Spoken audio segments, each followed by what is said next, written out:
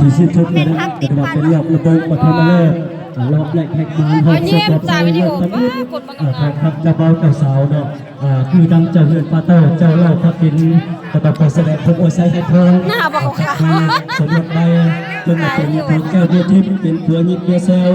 เป็นลูกไผ่ที่ดีของพ่อปู่แม่ย่าเป็นลูกเขยที่ดีของพ่อเฒ่าแม่เฒ่าพบกันนั้นก็ต้องรู้จักให้อภัยซึ่งกันและกันนั่นคือว่าคือยอดคนคนว่าทุกเรื่องตามใจผู้ดูทุกอูตามใจคนนอนสำหรับเจ้าเบาเจ้าสาวบุรีสำหรับประสบการณ์ของกระเจ้ายังบ่ทันได้หลวงหลายแต่ต้องได้อาศัยทั้งญาติพี่น้องพ่อแม่จะให้เป็นผู้ตำหนิก็สร้างให้กระเจ้ากลายเป็นครอบครัวที่มีความอุดมสมบูรณ์เหมือนกับกระดาษทานเป็นดาวเล็กน้ำกระบอกให้ก้นคูจกหูกระบอกให้แขนสั้นตัวเมียเดียวกันกระบอกให้ปล่อยกระบอกให้ดาซิกนักซาบนัก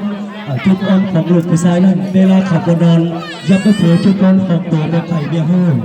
ผู้ชายเฮาถามเมียว่าแล้วท่านผู้ใดยังบ่เพียงแสดงว่า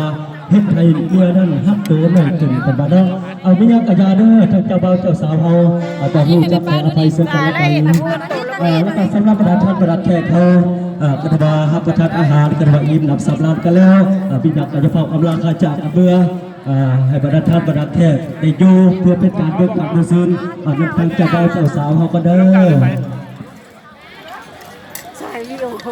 วก็สิบว่ากันลายายกันทางระบบสามัคคีเลิกต่อไปดีขอจัดเป็นเกียรติให้ทั้งเจ้าภาพทั้งสองกับสองฝ่ายได้กำลังทางระบบสามัคคีนักพาประธานประแขกเขาได้เบิกการดูซึนเจ้าโคตรลูกหลานทั้งสองกับสองฝ่ายเด้อขอเชิญเชิญ